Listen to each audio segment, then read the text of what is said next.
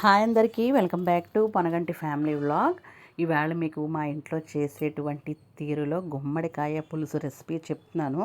ఇది సాధారణంగా చాలామంది చేసేదే, బట్ మా ఇంట్లో కాస్త తీయగా ఉంటుందన్నమాట. ఎంత బాగుంటుందో నిజంగా చెప్పాలంటే ఆ గుమ్మడికాయ పులుసు చాలా చాలా కమ్మగా ఉంటుంది.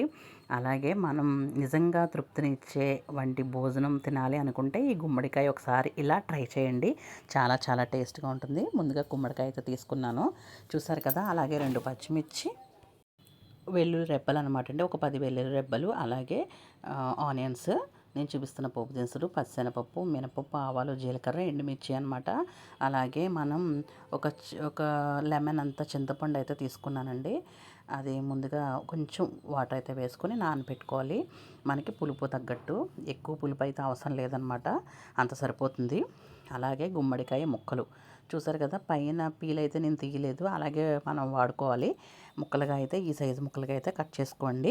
స్టవ్ ఆన్ చేసుకొని ఒక బాండీ అయితే పెట్టుకొని ఒక 2 టేబుల్ స్పూన్ అయితే ఆయిల్ వేసుకోవాలి. హీట్ అయిన తర్వాత మనం ముందుగా వెల్లుల్లి రెబ్బలు వేసేసుకొని కొంచెం ఫ్రై అయిన తర్వాత నేను చూపిస్తున్న పోపు దినుసులు అయితే వేసేసుకోవాలి.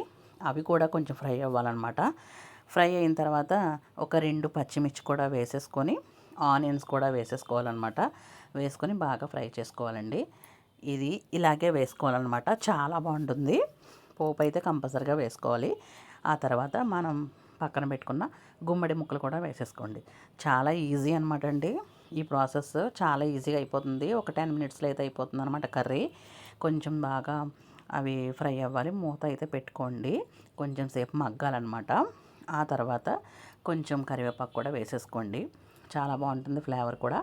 అలాగే మన హెయిర్కి కూడా చాలా మంచిదన్నమాట. వేసుకున్న తర్వాత కొంచెం మనం ఇప్పుడు ముందుగా కొంచెం కారం అయితే వేసుకోండి, లైట్గానే వేసుకోండి, మరీ ఎక్కువ కారం అయితే వద్దు. నేను 1 టేబుల్ స్పూన్ అయితే వేసాను. అలాగే ఉప్పు కళ్ళు కూడా వేసేసుకోవాలి. వేసి కొంచెం సేపు అయితే ఫ్రై చేసుకోవాలి. చూసారు కదా, ఇంతే అనమాట.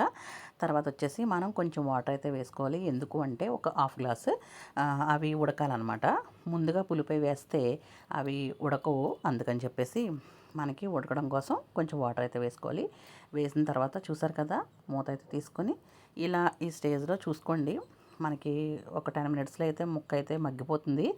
తర్వాత వచ్చేసి మనం ఫైనల్గా చింతపండు కూడా మనం అది పిండుకొని ఆ వాటర్ అయితే వేసుకోవాలి.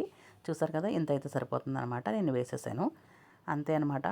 ఒక్క 5 మినిట్స్ అయితే మూత పెట్టేసి అలా వదిలేసేయండి, అంతే అనమాట. కొంచెం మన సాల్ట్ సరిపోకపోతే సాల్ట్ వేసుకోండి. ఫైనల్గా కూర అయితే రెడీ అయిపోయింది. చూసారు కదా, ఇలా అయితే వచ్చేయాలన్నమాట, అంతే అనమాట అండి.